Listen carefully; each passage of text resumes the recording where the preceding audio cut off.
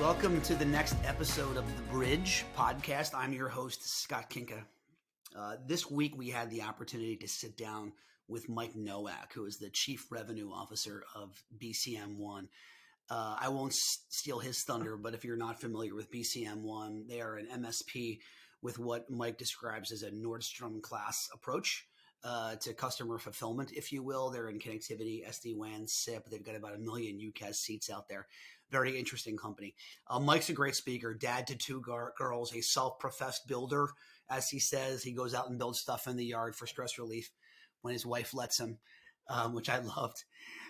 We talked quite a bit about the pandemic, kind of their seminal moment for realizing that this was going to be something, corporate and worldwide affecting, was when one of the big shows in our industry channel partners was canceled. This is a company that was already prepared for remote work as they're in it. But he did talk about how depressing it was, how shocking it was to see empty offices, stopping traveling, stopping seeing partners and customers. But he gives some really good feedback, even though the office vibe is sort of lost, at least to some degree, about trusting your people, how that's the way to pull them in, give them leadership opportunities. Really interesting talk about that. We did get into a little bit of what BCM's return to work policies are going to be going forward. They have made their decisions, and that may be useful to you and your business. BCM1 is also a partner on a handful of the collaboration platforms, Webex, Teams. They have their own, which is part of the NetSapiens platform.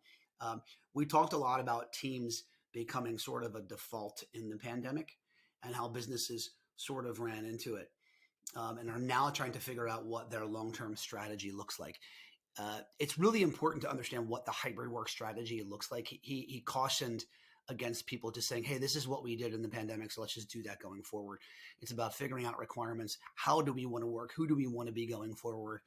We had a fun conversation about desk phones and whether they matter. We even talked about fax. I can't believe we did, but we talked about fax. So he also talked about security. Businesses rushed into decisions. They made mistakes. And we got the mulligan, if you will, but now's the time to figure out what the business should look like on a go-forward basis, both from a security perspective and from a collaboration perspective. And then lastly, we had some really interesting banter about the role of the CIO and how their role changed in the pandemic and how they now have a strategic seat. But the key to holding that seat is to become a student of the P&L as a tech leader, to understand business financials as the way to become part of that strategic conversation in the boardroom. So, I'll stop blathering on. Mike's a super compelling guy. We had a great conversation. I really hope that you pull as much value from this conversation as I did. So let's get to it. My conversation with Mike Nowak from BCM1. Hello, welcome to the Bridge podcast. Our mission statement here, we are bridging where we were with where we are going with, top leaders in the tech industry. My guest today is Mike Nowak, who is the Chief Revenue Officer at BCM1. Thanks for joining us, Mike. Scott, it's great to be with you. Thanks for having me. Absolutely. And as always, I am your host, Scott Kinka. I'm the Chief Strategy Officer at Bridgepoint Technologies. And we are partners, Bridgepoint and BCM.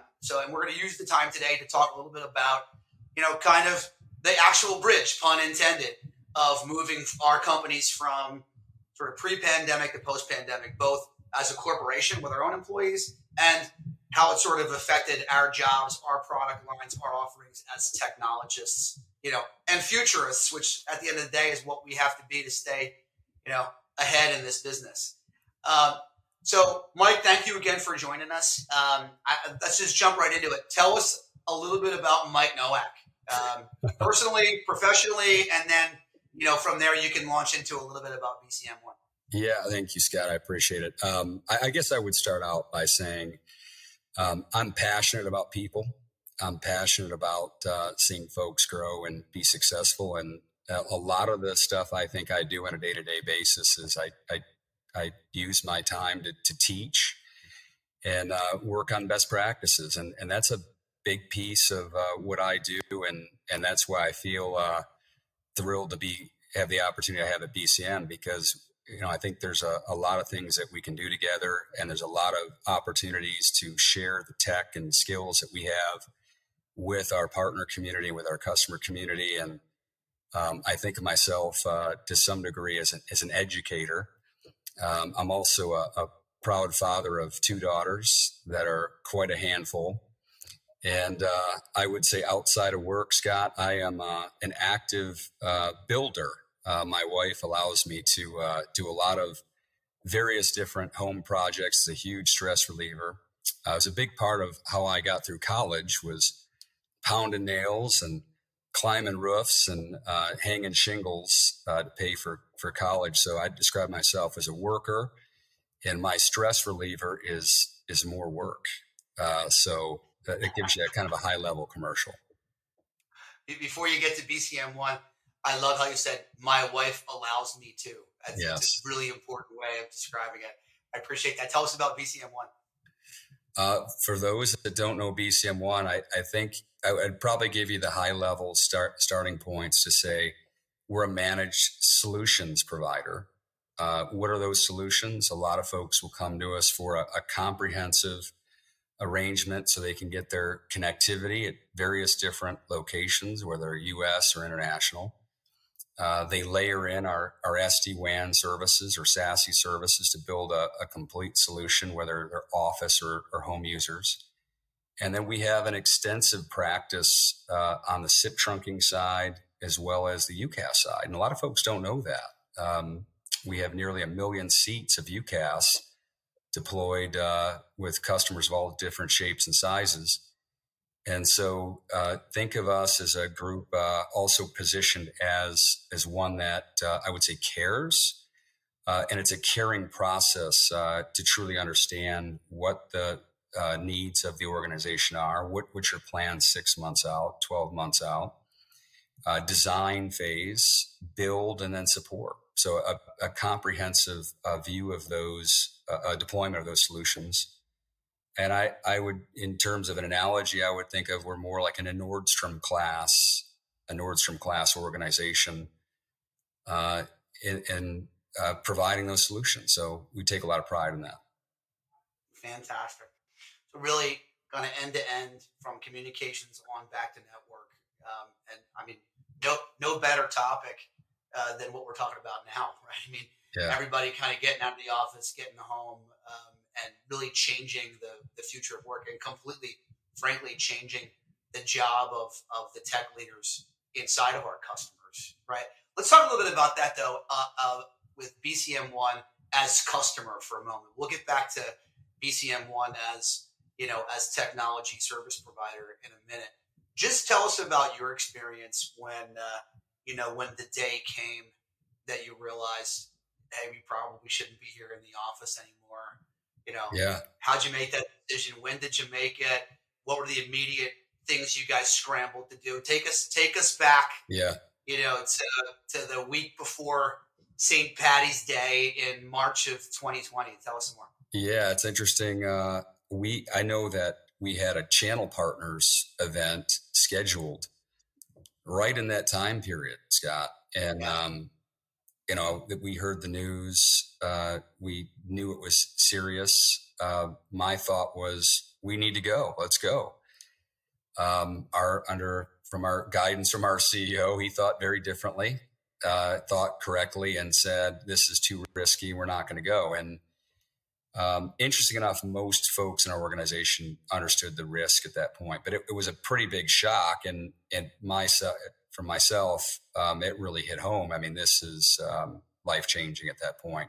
We canceled our arrangements for channel partners, and most others did quickly. But that was a pretty big wake-up call. And then you see the stress of your team members.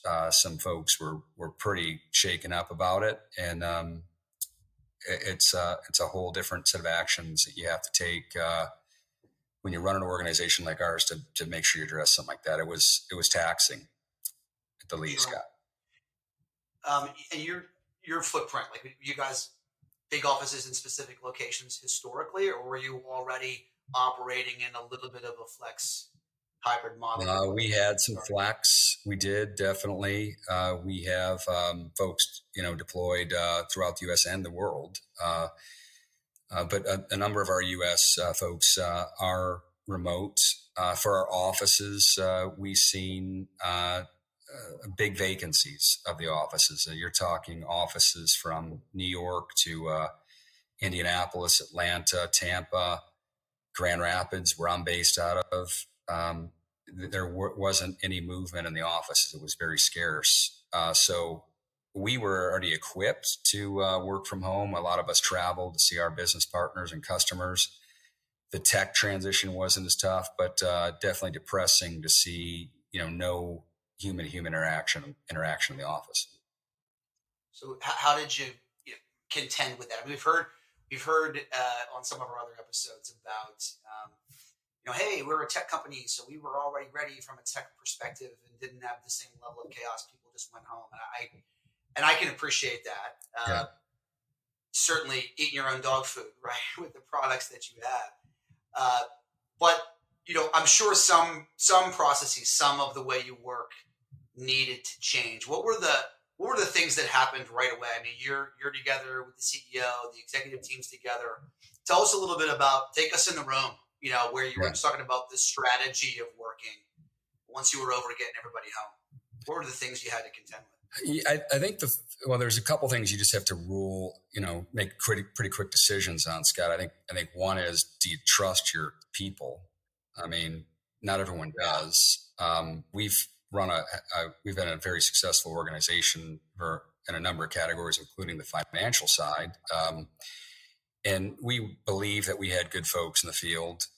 So we didn't have a whole lot of worry about that aspect. What you worry about, though, are folks that are pretty isolated, that they don't get to hear from mentors. They don't get to hear from the vibe of the office, I guess. They miss out on things. And also folks that just can't be seen. You can't see all the great things they're doing or pull them in conversations and give them leadership opportunities. So that was a problem because it's kind of the way we do things. Clearly, we went and leveraged, our collaboration tech that most of us are using one way or the other. And that helped us out quite a bit. Did we do more meetings? I don't know if we did. I think we just did them virtually. And then things started to open up. I'd say we started to see, each other to some degree early 2021. But 2020 was very virtual, creativity of how you get people involved, special projects, some special committees. And I'd say we weathered it fairly well through that process, Scott. Yeah. Any mistakes that you made that you'd be willing to share? Anything you do differently at this point, particularly around that topic of engagement? Yeah, I looking back on it, I mean, there's probably all kinds of different tweaks that we can do. I kind of look at it as, were we able to make sure that our folks had the tools that they needed during that time and the support they needed at the time? I think we did a pretty good job on that side. I wish we would have known what we know today. We probably could have taken different actions. I wish I would have bought stock in certain companies before it happened. But I'm pretty proud of our HR group and the leadership group of how we got folks involved. Yeah. Did you put the genie back in the bottle, or are you still in a hybrid stance? Of where did you land? So we do. I come into the office at least 3 days a week. I'm on the road quite a bit, Scott. I've been on the road a lot this year. I'm on the road about every other week. But when I'm in Michigan, I'm in the office at least 3 days a week, and that's where we've really tried to encourage our folks to do is come back and have some presence in the office, and try to be days when other people are there so we can collaborate, do what's comfortable. But I would say most of us, including myself, you'll see us at least Tuesday, Wednesday, Thursday back in the office, and that's been pretty exciting. And that was a policy that we encouraged folks to do after July 1, and it was building. So you'll find me either on the road or in the office 3 days a week. People are tired of staring at the same four walls and need human interaction. Absolutely. And I love what you said about the kind of the over the shoulder part of being an associate in a company like yours is one of the hardest things to manage. Yeah. Were you able to address that a little bit from a technology perspective? I mean, tell me about a little bit more about the stack.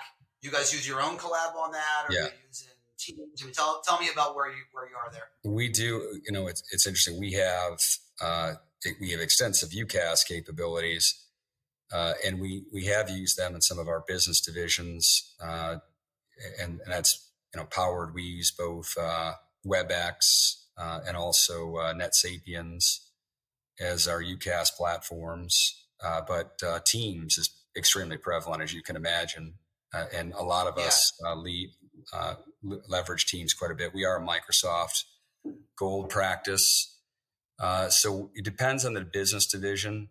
Teams is probably your general unifier. It's free to use. Some of us converted to Teams phone system, and others use our Webex calling, or they'll use our NetSapiens calling switch to make calls and use the chat functions and video collaboration. But I'd say Teams has probably been the big unifier for us, and that's a service that we provide our customers as well. For your own use on Teams, we'll come back to the service part in a little bit.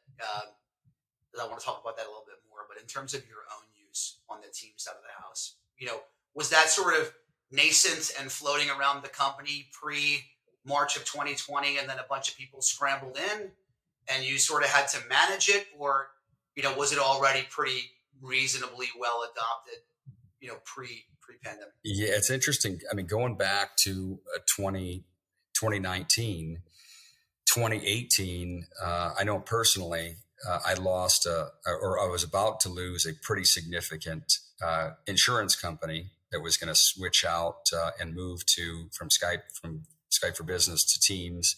I didn't know what it was.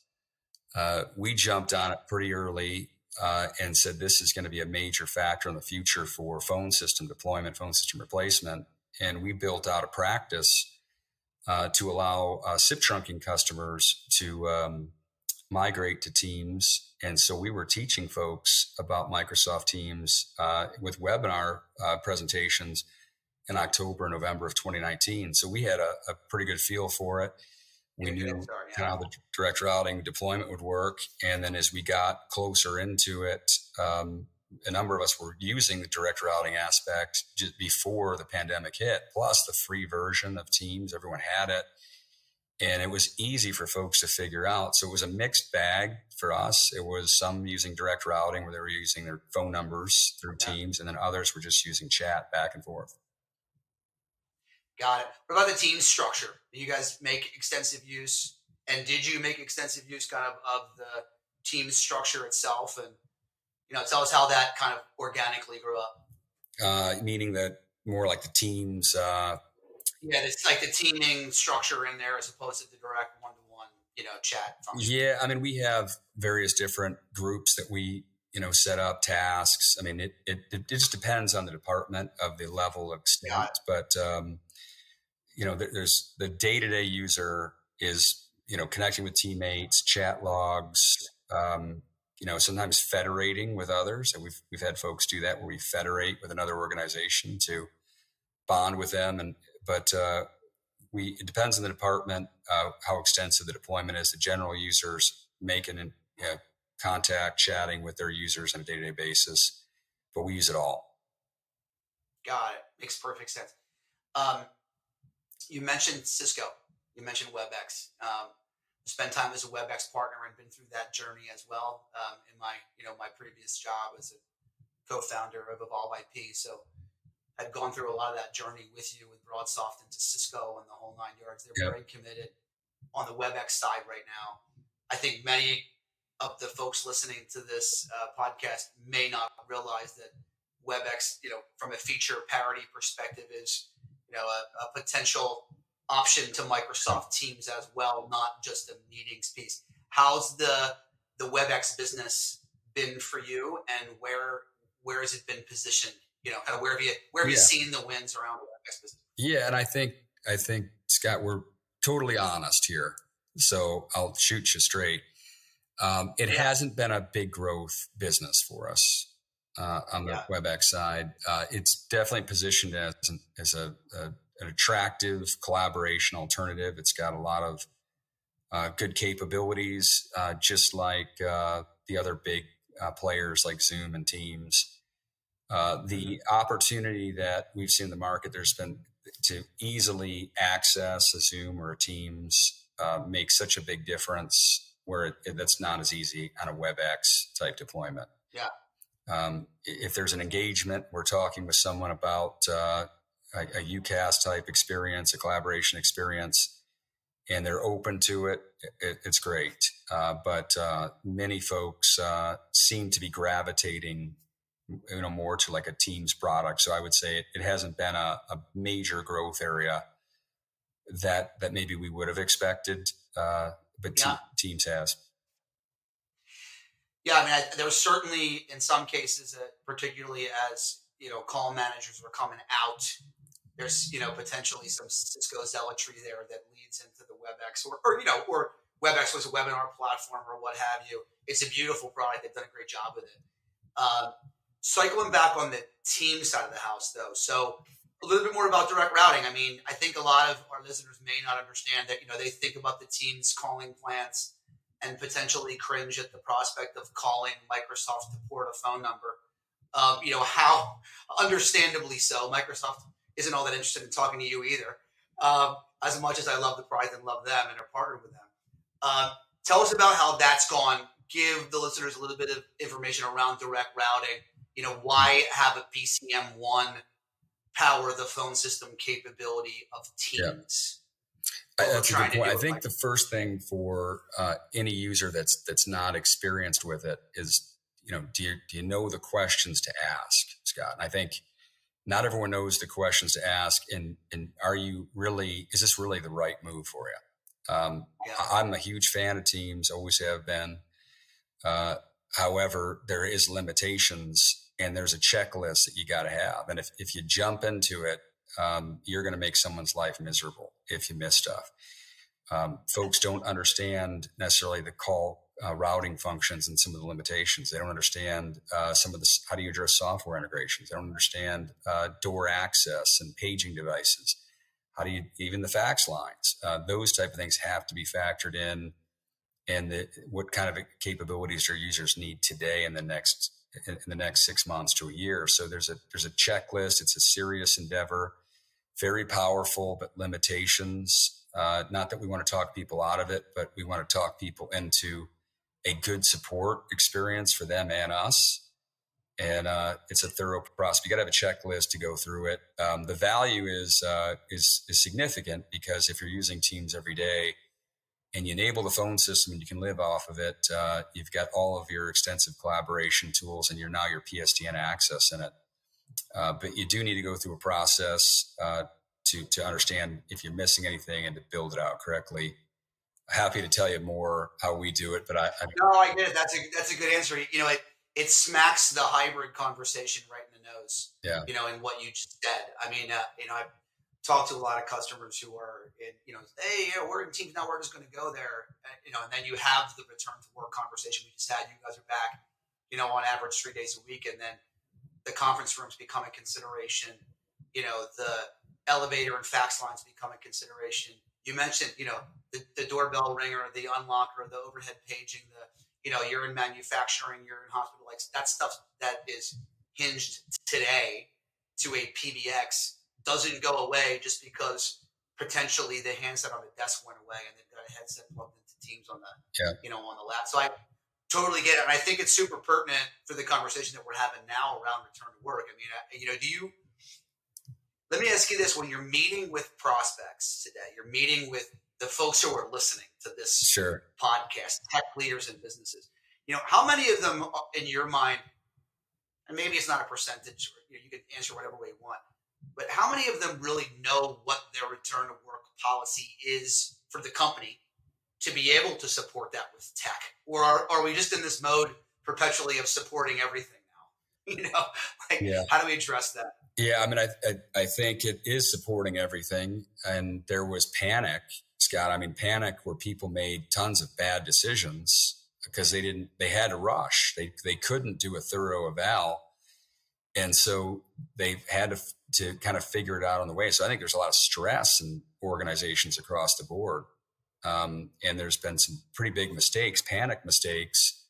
And you can't blame folks. I mean, they were stressed during this time and they had to support the remote workforce. Definitely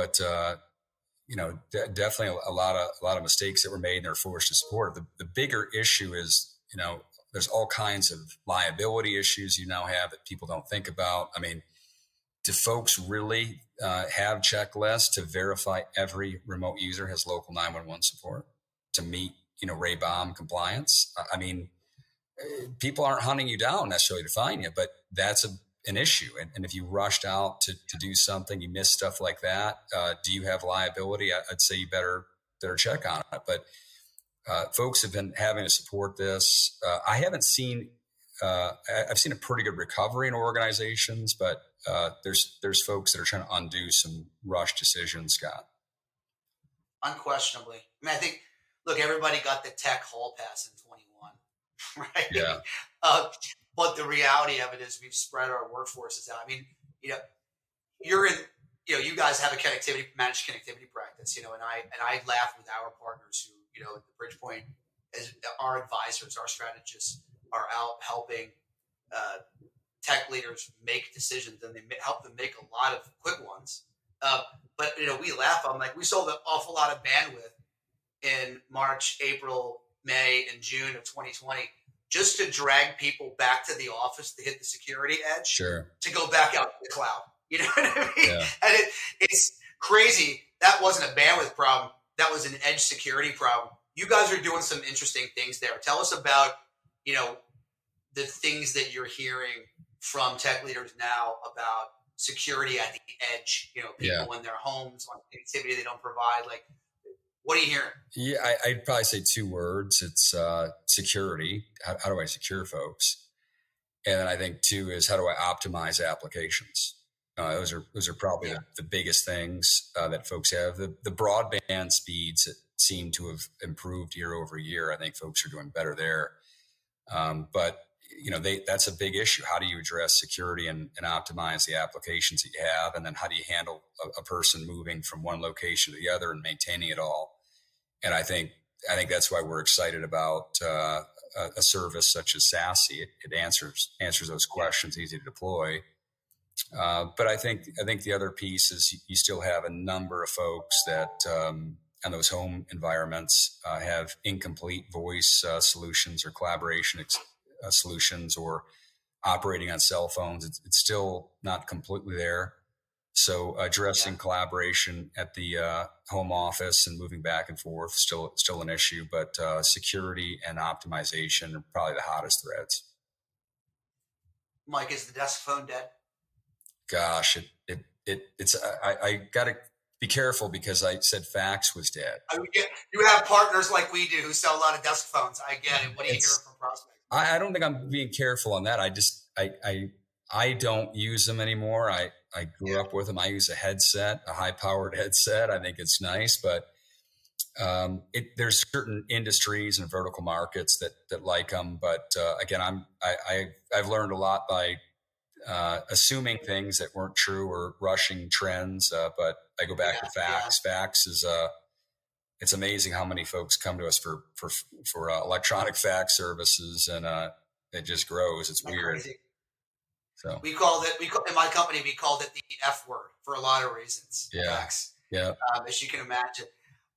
Make a prediction, 18, 24 months, something bold, tech, business, whatever, throw something out there. I got to start thinking there's some critical elements happening right now. I mean, interest rates, I didn't see the Fed report. It probably is already out. Interest rates were projected to go 75 basis points up. I mean, the cost of money is going to go through the roof in theory. That's going to put some economic pressure. You got other factors in there, Scott. I mean, it's hard to find folks to fill different job roles. You got some emerging technology. 5G is something that is a big piece. I think there's going to be some major developments with automation. I think there's going to be some significant automation pieces. When you have high inflation, you have high prices, and if someone can do something faster, quicker, and better, they will. We went through this pandemic, which was a huge inflection point. We're going through this next phase that we're already in it. It's the next phase, and it's economic. And I think it's going to be some hard times that we'll have to figure out over the next couple years for all of our customers. We'll have to figure out, but I think it'll spur some inspiration and innovation, and I think automation could take a huge leap forward in automation in the next 18 months. Super interesting. Yeah. And I'm with you. I mean, we're in it now is sort of the reality of it. Does the tech leader lose the strategic seat at the table that they kind of gained during the pandemic, or does all of that firmly entrench their position in the seat next to the CEO and CFO of the business? If they play it right, they won't. I mean, they're critical to the organization. I mean, but I think with any role or any type position, if you're not improving yourself and staying on top of things, you do lose your seat, right, Scott? So I think those folks play a critical role. They should be suggesting having a good understanding of the business and the financials helps, because there's some things that you want to do that you may not be able to accomplish and lose some of your credibility. But folks that are in that space and that role play a critical role, probably more important than ever. They just better make sure folks are aware of that. Yeah, you hit on an interesting point about understanding finances. I mean, one of the big pieces of advice I give to tech leaders is be someone who shows up on the balance sheet. Yeah. And not just in a cost category. Indeed. Right. Definitely. So it's super important. So 2 fun questions, and then I'm going to let you go. Okay. This has been a great conversation, but let's get these out of the way. Whatever the next pandemic, or alien invasion or whatever's going to come next happens, and Mike Nowak has one application on phone or on PC, the only thing he can use going forward, what would it be? Man, goodness, it's hard. Hard one, right? I mean, the sad thing is, the thing that I'm spending most of my any free time I have on is ESPN. So as long as I could access ESPN and maybe at least look at archives, right, I could relive the glory days, Scott. But I'm a sports addict. Sadly, I'm a Detroit Lions fan. I know people feel sorry for me for our years of suffering. But as long as I could, well, you can blame all that suffering on Matthew Stafford. Apparently, I mean, clearly he was the problem. Oh goodness, Stafford. Yeah, I'm probably one of the few Lions fans that weren't celebrating because I was hoping for a better draft pick in the trade. But I would probably lose myself in if it was a major pandemic and it was zombies were coming out. I'd probably try to lose myself in some sports history at least. It's a sport. Well, then you're going to love the last question of our time together. You got to make a career choice here for me. I'm going to give you 3 options. Okay. All right. You get to be the bass player in your favorite band. You get to be a supporting actor in your favorite movie. Or you get to be the third down gadget back on the Detroit Lions. Which one would it be? I'd be the third down back, I think. Yeah. Yeah, I think I like the game too much. It'd be too fun. No, I'm with you. And you can make something happen. Well, totally fun. I would have then followed up with what would be the team, but you had already shared your affinity for the Detroit Lions there, so I appreciate that. Mike, thanks for being our guest today. I thought this was a great conversation. I'm sure there are some great nuggets we're going to pull out of this for tech leaders to think about what's next, think about things from a planning perspective. Maybe see a little bit of themselves in the stories that we share on our own companies. So it's been a great conversation. Really have enjoyed it. Thanks for your time. Thank you, Scott. It's been a pleasure. Absolutely, Mike. How if so inclined, how will our listeners find out a little bit more about BCM1? Where should they go? They can go to. There's a number of great organizations that can tell them more, like Bridgepoint. Fantastic. Thanks for the plug. And also, folks can come to the website. They can learn more. And again, it's a very I describe it full service experience. So be prepared to be engaged in our, we have a number of folks that represent BCM1. And again, it's a consultative discovery experience. And if you're looking for that, that's a good place to find us, one of those outlets. Absolutely. And as you mentioned, Bridgepoint, our strategists, our advisors are, bullish on BCM1. We do a lot of work together. So if you're looking for some independent help on that, obviously you'll follow the links below and in the liner notes to get to both BCM1 and to Bridgepoint to hear a little bit more.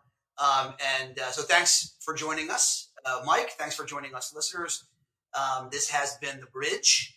I am your host, Scott Kinka. Mike Nowak, thank you for your time, and we'll catch you on another episode soon. Thank you. Listen, if you made it this far, there must have been some good content, or you're just a fan or a relative of mine. In either case, we appreciate you spending your most valuable asset with us, your time. We don't take that lightly. We'd also like to say one more time that we are appreciative of Bridgepoint Technologies and their belief and sponsorship of this show. We hope that if you or someone you know is thinking about your company's digital transformation or simply the next IT project that you may not have the resources, budget, or time to get to, I'm sure that Bridgepoint, one of the country's fastest growing technology advisory and procurement firms, can help. Check out Bridgepoint at bridgepointtechnologies.com. Don't forget the E on Bridgepoint, or simply reach out to me at Skinka, SKINKA, at bpt3.net. Also, take a minute, please, if you would, to give us a 5-star review on your favorite platform. It gives us the visibility to reach other people like you. Thanks for listening to this episode of The Bridge. I am Scott Kinka. And until next time, there's a lot of noise out there in business and in life. Do what you can to be the signal. Thanks.